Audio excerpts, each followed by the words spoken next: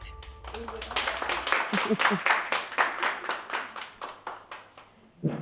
Thank you so much, Antoinette. Thank you guys for inviting me tonight. I'm going to try to be as informal as possible. And obviously, you're all familiar with journalism and the craft and how hard it is being in the space, especially in today's world. I know a lot of you have been doing this much longer than I have, so haven't quite made it yet, Antoinette, but we're still trying.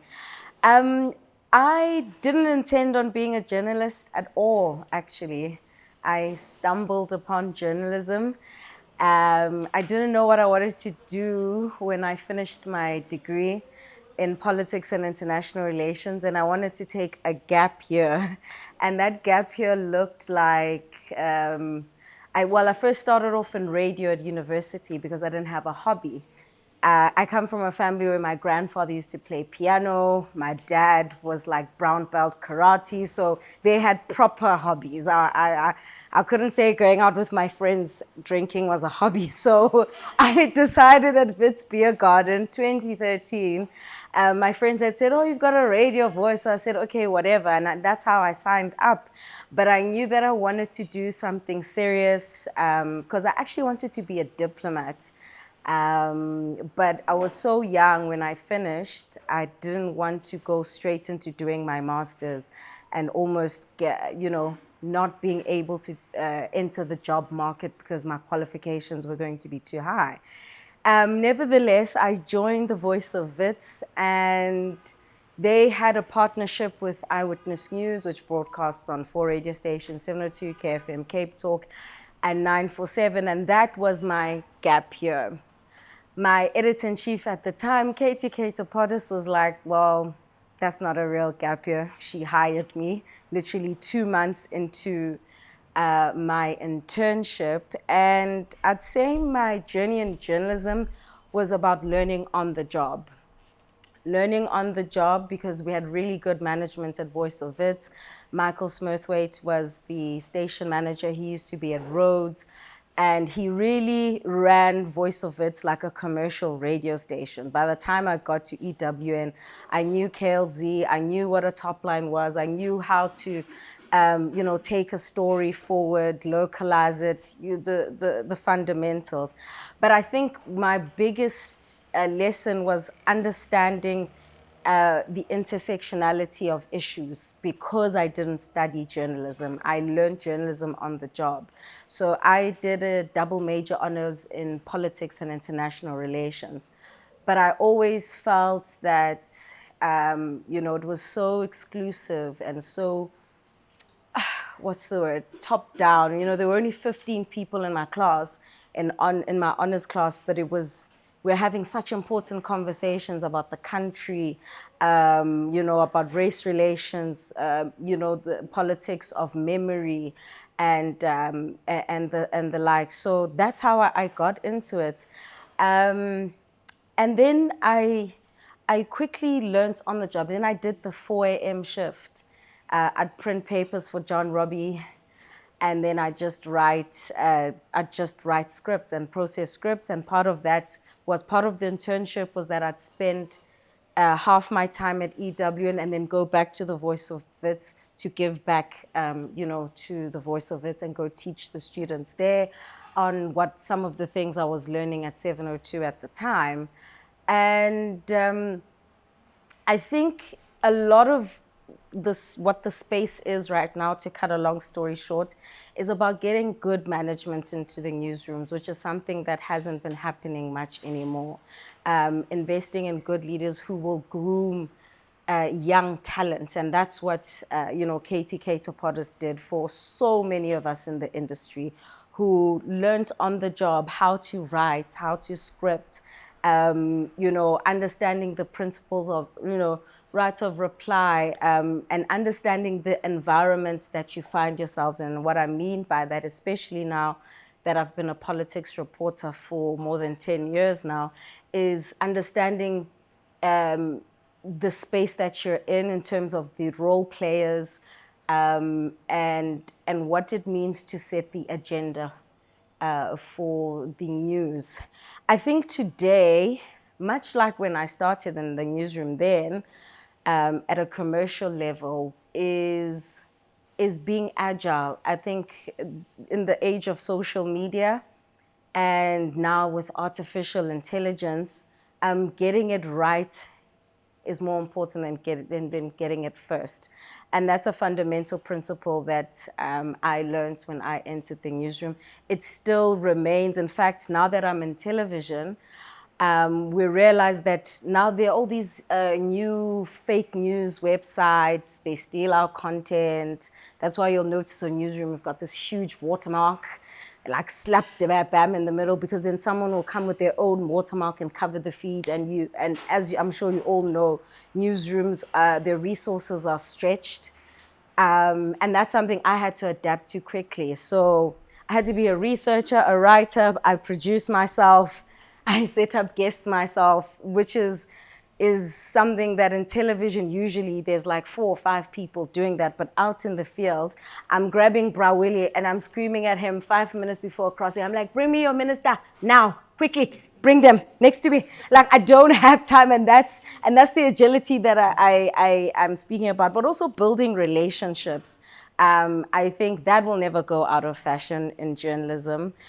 Being able to pick up a phone and ask for advice even, I think sometimes with journalism now, people just sometimes forget to just call and ask, like, oh, how does this thing work? Because I find maybe, I don't know if it used to happen before in the generations before me, but sometimes people don't want to admit what they don't know. You need to know what you don't know. So it doesn't help to have this pride and think, oh, I need to know because I'm front facing. And I find that a lot of times that's actually what's causing some of the harm when you look at our role sometimes as journalists in not getting it right, because we just don't want to admit that I'm just not a bit sure. Even when your editor's putting pressure on you, I see so and so is breaking this, and as a journalist, you have to say, well, I need you to hang on. I need to verify it myself. And even if we're the last ones to break the story, I'm more than happy, to do that. I think there's something to be said as well about going back to the topic of journalists and the environments that they find themselves in. I think increasingly for myself lately, there's something to be said about, okay, well, let me talk about maybe Black journalists, who are operating during apartheid. There was a certain role that Black journalists would have played insofar as the kinds of stories that they told. Now, the role is different. We're journalists operating in a democratic dispensation. The role is completely different. And I'm finding now that we're in a government of national unity, one party doesn't have, a hegemonic power. It's almost as if there's a specific role that they expect, some of the politicians expect us to play in telling their stories, which for me is, I haven't quite formulated my thought on it, so just work with me here. But I do feel that increasingly there is some level of entitlement from some, either those who are new in government, but even those who've long been there, in particular when it comes to Black journalists. Now, it's understanding, the impact of last year's electoral outcome, and understanding how we also have to adapt in terms of how we go about our coverage. And how do you justify it? Is it proportional to the party? I mean, there was a debate recently about how we cover, Floyd Shivambu's new outfit. They have not been tested electorally yet. So how do we go about covering, an entity like that that's not been tested, and we are almost making assumptions about, their level of popularity and how much, airtime they get on the television. So these are the kinds of things that I'm speaking about, examples rather, when I talk about the environment that we find ourselves in. And it's very difficult in a space where, as we all know, newsrooms have been shrinking.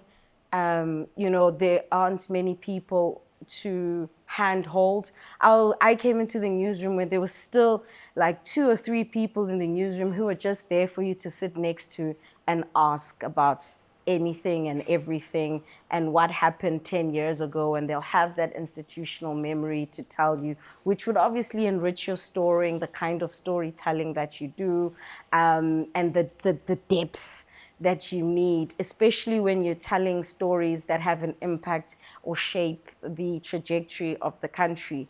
Insofar as social media, personally, I'm always conflicted because I just feel that some platforms are just so toxic that they're not worthy of engaging, but you also can't say you're not going to engage on certain platforms because there's lots of conversations that are happening there, lots of misinformation, disinformation that we are swimming against, that there's absolutely no way you can just almost evaporate and say you can't engage. But the speed with which these platforms are sometimes overrunning us while we're saying we need to get it right and not be first, that is such a huge challenge that I think is still going to stay with us for a very long time.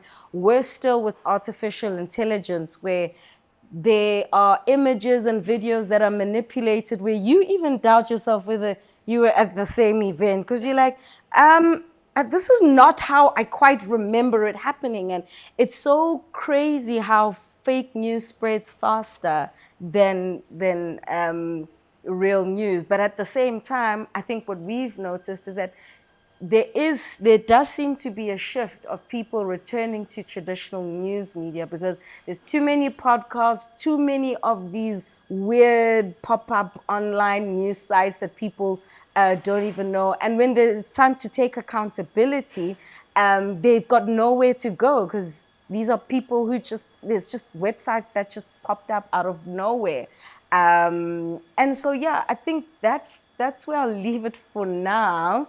And then I'll open it up to questions and about the personal aspect. But radio is still my first love. So, yeah, I'll do that.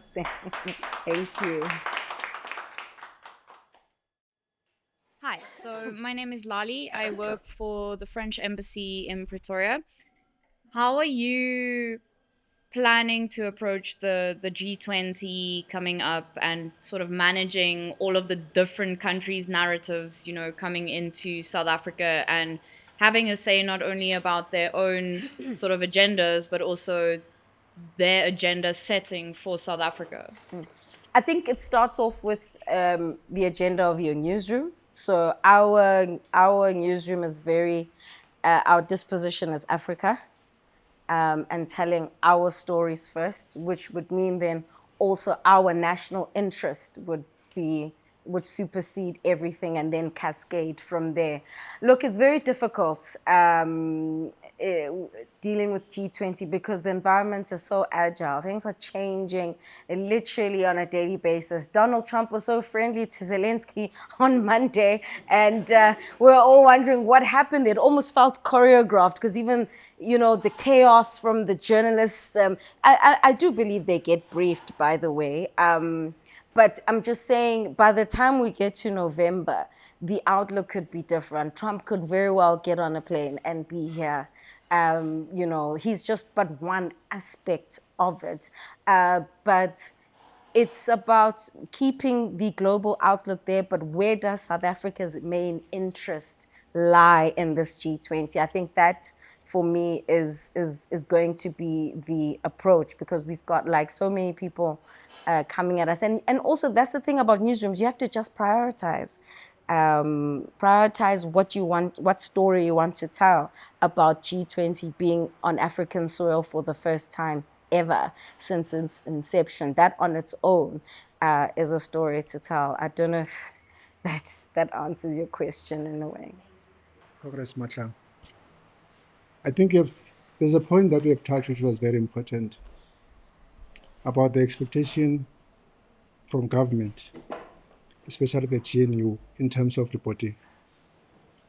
I have a fear that often the role that was played by media in the past, which was more aggressive in terms of being the watchdog, there's now an expectation from a government, particularly the black journalist, that they want to reduce them to be lapdogs, Yes. where they reduce them to push press releases without questioning them. And they forget that once the media become lapdog, it loses credibility in terms of its mandate of being that watchdog. So I want you to just play around that component. How do you think? Because also part of it is because of they understand the newsroom challenges. That because they understand that newsroom at this point in time, you only have one journalist who's doing everything. Journalist is an editor, is a sub-editor, is a copy taster, is what. So they know the scarcity of resources. So they exploit it. Yes. So I would want you just to assist me. How do we bring that element of aggressive media as a revolutionary watchdog? I think firstly, I agree with how you've articulated what the issues are, because that's exactly it. And that's why I was very specific when speaking about black journalists, because the role of black journalists back then is significantly different, and there are actually papers that have been written on that, in particular print journalists, especially those who used to work for the Sowetan, for an example. It's very difficult, especially going back to the point I made about newsrooms who don't have strong editorial management, who will be the who will be your last line of defense against the politicians, against anybody who also wants to exploit the influence of your newsroom. And I found that happening with us at my current place of employment, because there are more and more people who are engaging with our platform. There are more people who are also taking chances. Um, and it's very true what you're reflecting. It's almost like we're expected not to ask questions, or to be soft in how we ask our questions. I think the one thing that assists, even if you're a junior journalist, just be fair all the time and be consistent, because that's what saved me from a lot of things. Even when people attack me on social media, I mean, I had an instance for 7 days. I had a political party on my case, all because I spoke about another political party that they hate, and I said they filled the stadium. It was the dumbest thing ever, but it escalated so much that even government ministers came out in my defense. Like, there were hashtags in my name. It really got so out of hand. I actually could not believe that that was happening. I was like, oh my gosh. Because of the environment that we found ourselves in, it was an intense political environment, and the political campaigning, etc. It's also about the principle. So we must also be honest about how some journalists have been trained. Some are not trained to hold their ground. Some journalists are not reading, unfortunately, so they don't know their rights. So when it's time to push back, they don't know when is the right moment to push back or when to pull back. And sometimes you have to make those decisions on the fly. About how much I want to push this person and what am I trying to achieve. Now, I don't believe in being a bulldog for the sake of being a bulldog. It's always about the public interest. So it's very uncomfortable for me when I see a journalist, sometimes they're going at someone, but now it becomes personal. Now it's like it's two people fighting on TV, and you're wondering, okay, what is this about? Whereas you can't be robust, um, but you need to know what you're achieving. So there's no point in trying to be robust, but you ask a question for 3 minutes and you give the politician an opportunity to latch on to the last part of what you have asked. Then it almost defeats the purpose as well. You said what, revolutionary and me? I was really saying that how do we able to reassert the reset, we need that reset much in terms of how to ensure that we bring the media, because you remember the issue of generalization of the newsroom is also effective if you're raising in terms of the training. But how do we reinculcate once again that level of media has a much role in society? So many factors. It starts with media ownership, investing, and paying people well so that people stay in the newsroom and then they don't run off to governments like Albie. um, People staying in the newsroom.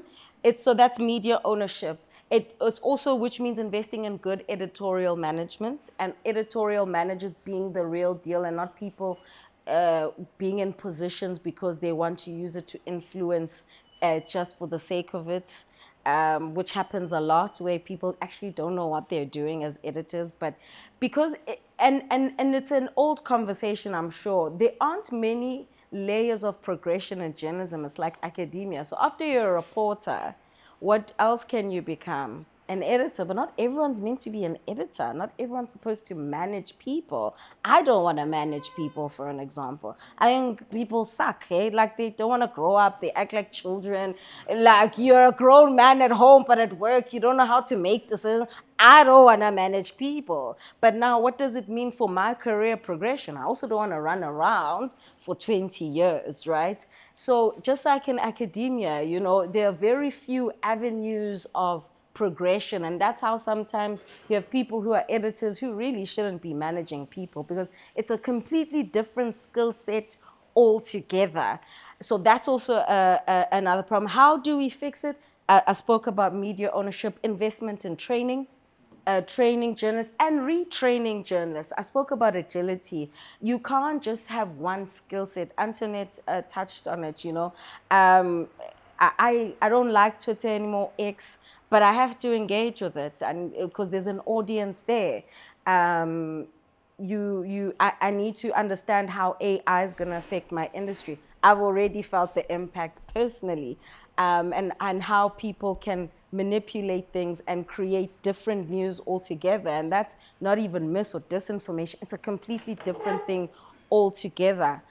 So retraining. And then going back to the basics, I think on both sides, from government communicators and journalists. I get very frustrated with a government communicator who believes their communication strategy is being a gatekeeper, which is happening a lot, Brawili, and you know this. It's not a communication strategy to just block off the political principle from the world, because what happens is you have a crazy person like me who's like, I'm gonna shove the mic in their face either way. And that robustness is determining the public interest.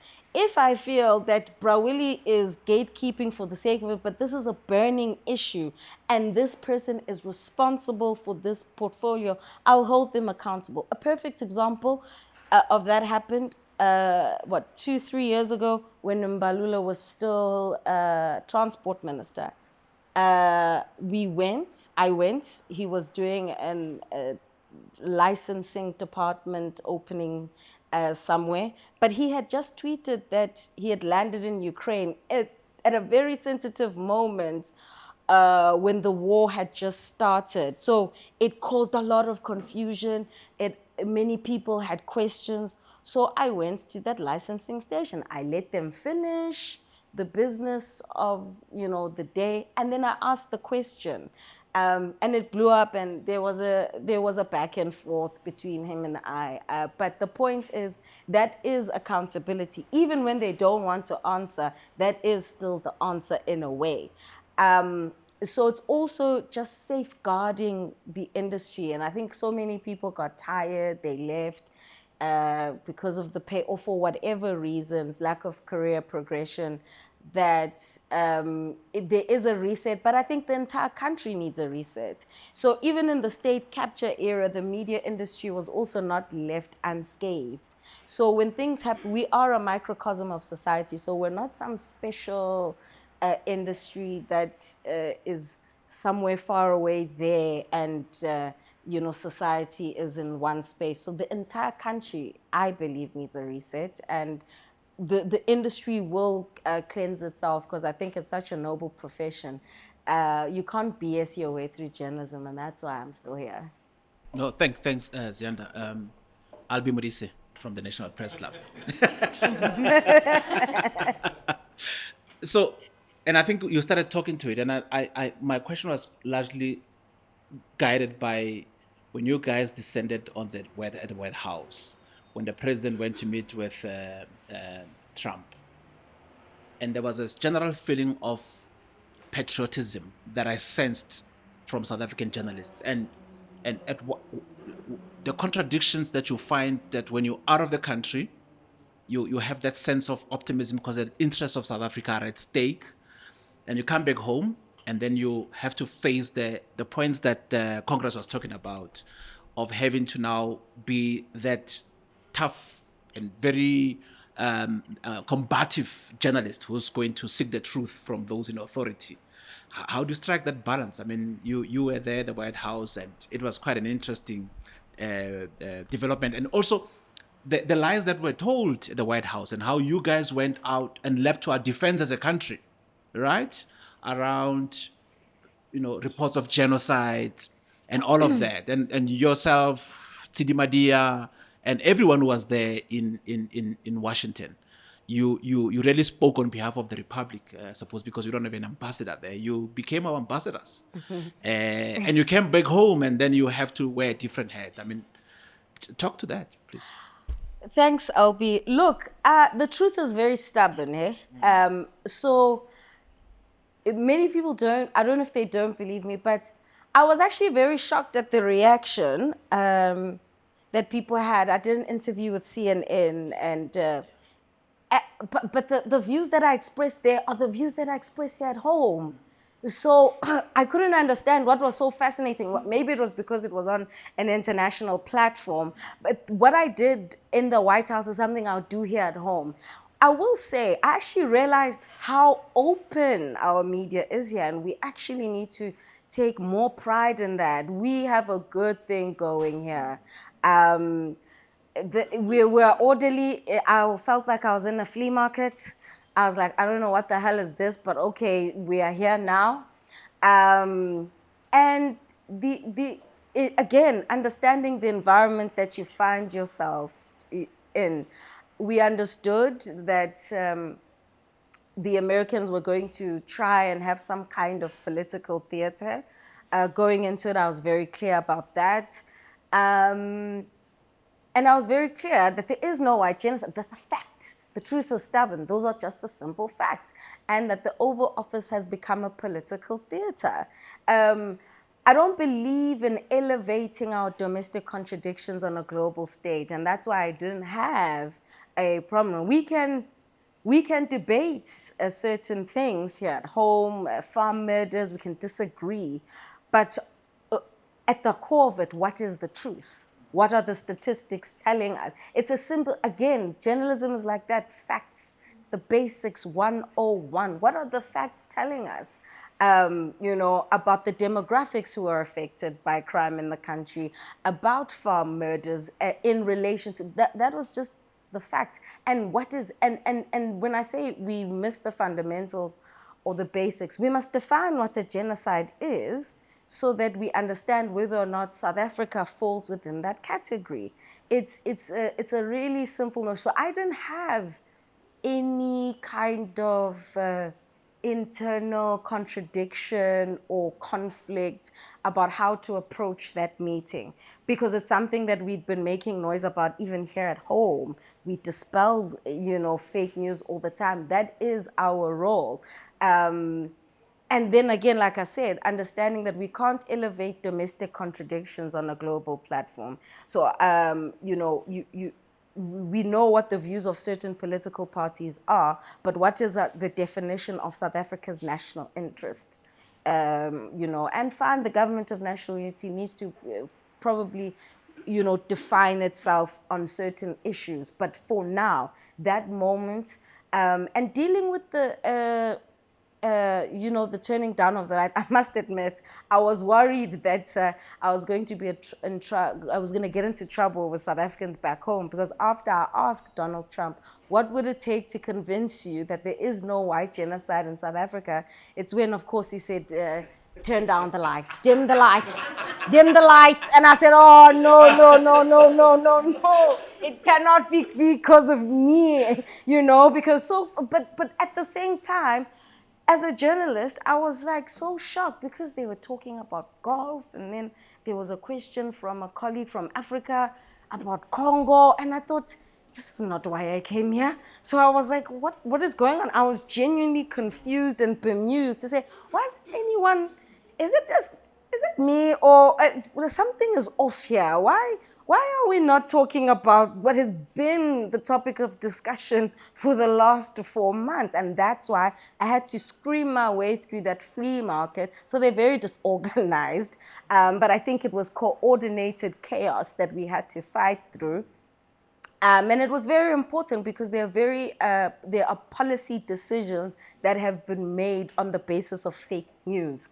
And that is our job as journalists, to ensure that society is informed well enough so that they make the correct decisions. Whether we talk about, protecting Stats SA so that policymakers, the ones who actually pay attention to what Stats SA is saying, that they make good policy decisions. That's our job. And if they're not, it's our job to ask the politicians why they're not paying attention to what the research is telling us, which is what they're not doing, Braweli. So I'm going to keep picking on Braweli. But in a way, coming back and then having to fight with Brawili and his friends, they also know deep down what the role of journalism and journalists are. But as Mahlang was saying, they take advantage of sometimes, a journalist is too scared, or they're nervous, or they're young. They know that they can try bully them around. So it's a two-way street. It's a symbiotic relationship. I don't know if one can ever say they're better than the other. Well, I'm not sure whether he has answered part of the question because she responded by saying there was too much hostility. She did not elaborate that, in fact, in South Africa we are better off. So, there's a point that yeah, we are. We are in terms. So, for instance, in the first instance, I think the media has done very well to protect the freedoms, media freedom. So, for an example, they told us before we entered the White House that they would be the only ones providing the feed, and that our live views, which is the units that we use to transmit and broadcast, would not work. So we said, oh, we must only rely on your feed. So I said to a colleague, can you imagine if one of our ministers told us that when we go to the union buildings, we'll only take the feed provided to us by the union buildings? That was the first thing for me, because they can put anything on that feed and we'd have absolutely no control in terms of the angles, in terms of, when they dip in and out. They had complete control. So that was the first thing. I was like, oh no, we don't have that at home. And if they tried it, there would be a lot of noise around it. That's the first thing. The second thing was, little things like in a media briefing, you just put up your hand and say hi. And then, Brawili will say, okay, you're number one, you're number two. There was none of that there. As you could hear, you're just screaming, Mr. Trump, genocide. So my strategy was, okay, I realized Donald Trump has a short attention span. Just scream out one word, and then he turns. So I was like, I have keywords. Genocide, J20. You just had to scream. We don't have that. We're organized here. I'm like, oh, what is this at home? We don't operate like this. So I was a little bit of a snob. I was like, oh no, this is disgusting. Like we are very organized and civilized. That's the second thing. But even in terms of the hostilities, so firstly, they changed the program on the fly. It was supposed to be us being ushered in.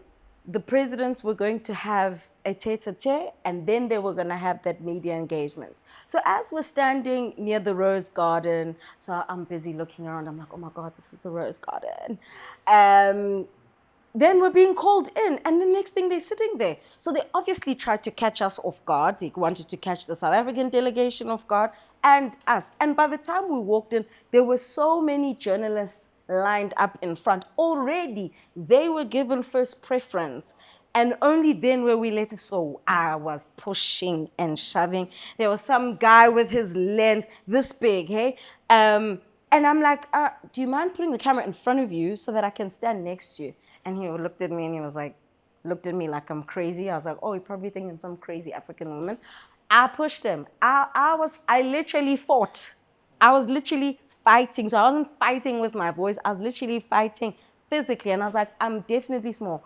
So you walk in, and I tried to stand. Then I was like, there's some tall guy. And I was like, it's not going to make sense. Even if I scream, Trump won't see me. I went around the room where the monitor was.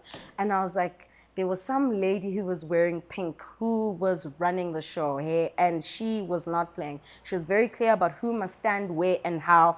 And so when I got there, she was like, no, you can't stand there. So I was like, screw this. I'm going to go back to my original position. And then I stood with, South African government official. I stood with Ati. She films for the president. I stood with some colleagues from GCIS and the MLO patients from the. She's the MLO in the presidency. So in that moment, we had to have each other's backs. So one is like, let my foot in, and you squish here, and you have your hand up there. I mean, Dimakatso had her camera over my head. One is leaning on my shoulder. We were literally fighting. And at some stage, some tall man, I don't know who he is, he said, you just stop it now. I looked at him and I said, I will do absolutely no such thing.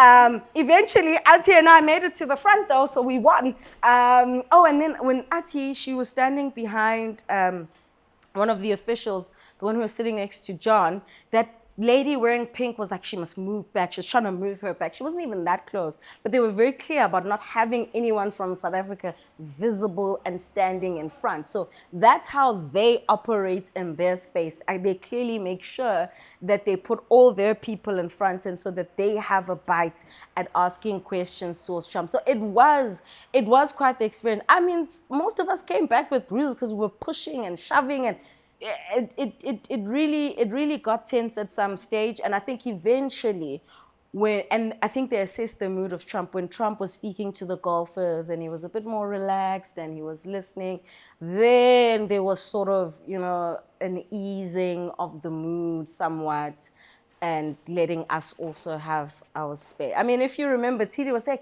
let my president speak, somewhere in the background. It really got that wild. And we don't do that here. We respect each other.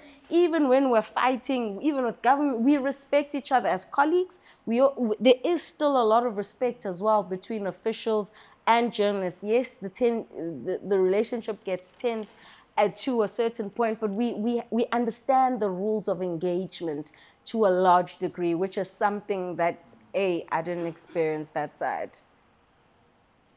My name is Ananias Ndlovu, and thanks for honoring us.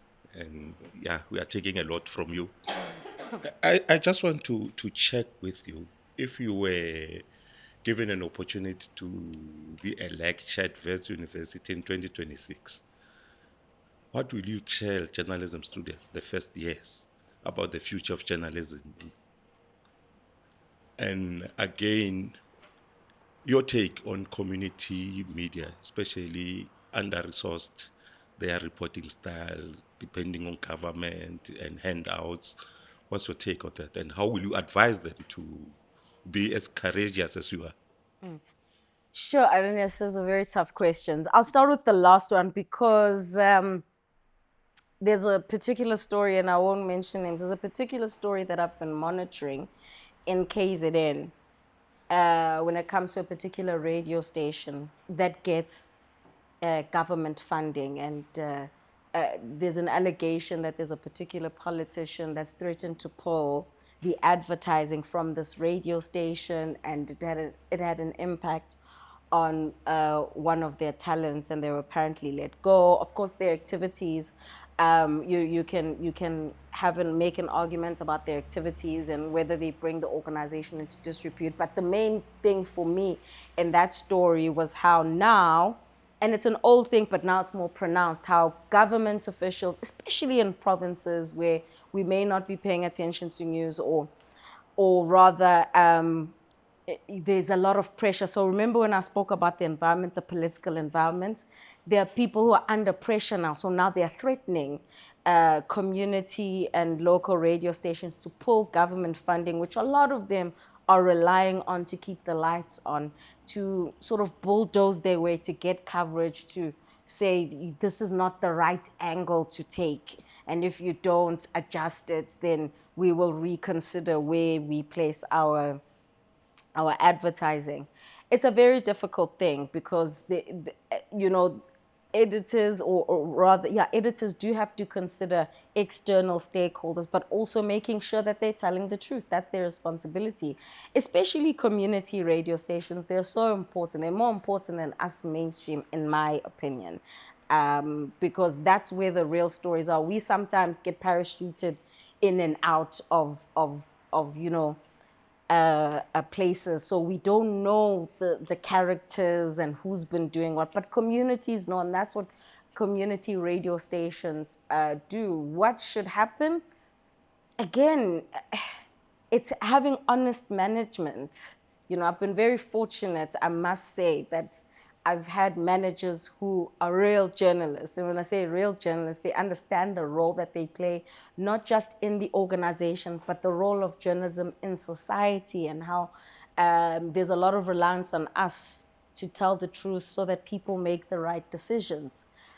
I entered the newsroom and I was told that I must rely a lot on my gut. It might sound like stupid advice, but it's actually some of the best advice. Say, what does your gut tell you about the story and the approach? In 2026, if I were a lecturer, my advice would be, in journalism today, it's not about the what, it's the how. So we're all chasing the same stories, but how you package the content is what will differentiate you. We could all be in the same media briefing, but if you know the what, and the what is informed by many things, of course, the audience that you're speaking to. It's informed by the magnitude of the issue that you might be covering. That is what will set you apart. But also learning that this is an ever-changing environment, and you can't close yourself off. You can't say, well, I'm good at print and I'll just stay in print. I'll never explore broadcasting, or vice versa. It's just not how the world works anymore. There's a lot of intersectionality that you need to consider, but always constantly upskilling yourself. I have a controversial view. I'm like, if you want to do journalism, don't study journalism, actually. Study something else. Go do economics and then learn how to do the writing of journalism in the newsroom. If you get into a newsroom that is robust and that will assist you with those skills. I think that's what's actually helped me. I never did the journalism. I did my politics and international relations, and that's been my foundation, because I know about research methodology, and that informs how I approach stories, that I must be balanced. That's what you also learn when you're doing research, right? Um, you know, Etymology, all those things when we go out there and do the qualitative and the quantitative research. So there are some principles that are very similar to journalism that you learn in studying social sciences. It's a very difficult one, what you tell these guys. Also, don't rush your career. I think a lot of young journalists want to be famous, and I don't understand why. I don't understand what the fascination is about being famous, because I always say, I mean, when that's why I was a bit uncomfortable when Antoinette said I've made it, because I don't believe I'm a public good. I do my work in the public, but I'm not a public good. That's what entertainers do. They are a public good. They are there to be consumed as individuals. I just do my work in the public. So that's why I really like to talk about myself. And it's the old adage: the journalist is not supposed to become the story, precisely because of the core of the principle, I guess. But the last question you ask is a very tricky one, because it's happening a lot. I think in communities, especially smaller ones, like smaller radio stations in far-flung areas, where they really need to be telling the truth and the reality of what's happening. But the environment is very tense. And I think some managers, they cower to that. I just don't believe in cowering to power. I'm anti-establishment generally, my disposition. So sometimes it's your personal politics. And we are going to in society resetting and us reestablishing our rules of engagement are going to have to figure out how we keep certain things alive and how we inculcate that in the younger generation. All right. My name is Musidi. Hi, Firstly, I think this has been a good year for you. thank you. And I'm hoping that you would actually consider entering our Journalist of the Year competition I in the don't new enter year. competitions as a principal. Sorry. Okay. Yeah, but they do it on Okay, my behalf. you They will force you me. will explain why, because I will. and then maybe I had a lot of questions that I would want to ask, but I think maybe the more pertinent one is you've mentioned a lot about the reset that needs to happen.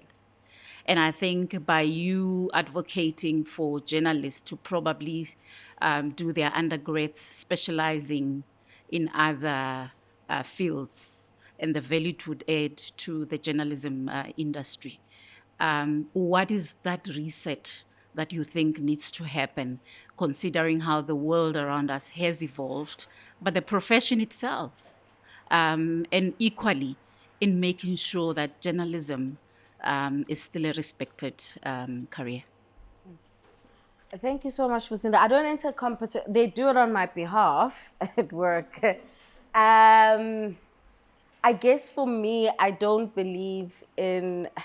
I like peer reviews. I do believe in peer reviews, but for me, I believe my biggest clients are the public. So, if I haven't breached that relationship, then I'm fine. So, I generally, I also sometimes feel like it can be artificial. Sometimes someone will win an award and then they almost forget why they're doing what they're doing. But there's a positive aspect, obviously, because it's also to recognize the work that you're doing. It's a very selfless industry, and I think I accepted that. I think that's what I'd also teach students at WITS in 2026, those who are in a rush to be famous. You're like, oh, no one's going to say thank you, my love. I just hope you know. But you need to understand why you do what you do. Um, your question was about how do we do the reset um, in this world that's ever changing. Firstly, we need the skill set that journalists need to be fit for purpose for the newsroom that they're operating in. And what I mean is that if you believe if we're saying for the next 5 years issues of political economy are going to be the most predominant thing, or climate change, issues of the environment are going to be key, then that's what students need to be going out there and learning so that you understand how these things tie in together. Otherwise, then you're going to study journalism and then you'll struggle in the newsroom to understand why your editor is insisting on a particular story or a particular angle, because you don't understand the impact of certain things. Um, Universities also need to adjust their curricula to the environment. So you must have a module on misinformation, disinformation, and how to mitigate against that, and how to use social media responsibly. That's almost a given. Artificial intelligence is going to be with us. That needs to be a module in institutions of higher learning. Because that's fit for purpose for the labor market now. Knowing how to use your cell phone to create content, like in television, we have this thing called Mojo. Like you can go out into your story and you don't even have a camera. All you have is this your gimbal and a cell phone.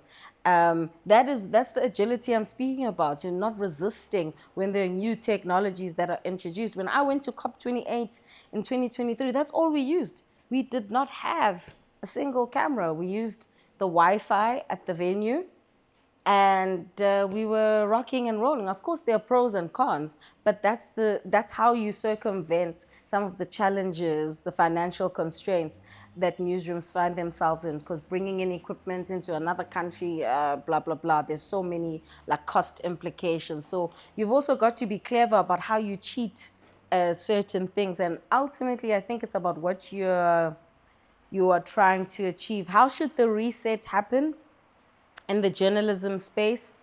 I think to a certain extent also bringing back those who were once in the space to come and assist with the project, but also protecting the institutions that are already there and ensuring that the right people are in the right positions. I have beef with a particular institution that's supposed to be protecting journalists, and I don't think they're doing well enough. And I think because they're so caught up in their own politics that they're actually not doing what they need to be doing. And that's just across the board with institutions in our country right now, and people just feeling despondent. I do think the people are there. It's about how we all reorganize ourselves. I don't know when it will happen. I don't know how to answer that. But I mean, there are very clear concerns that everyone are glaring, and once the will is there, the people will also rise to the occasion. Thank you, Antoinette. Hope that was helpful.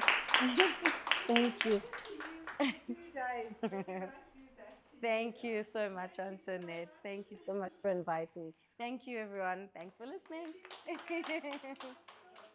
Yes.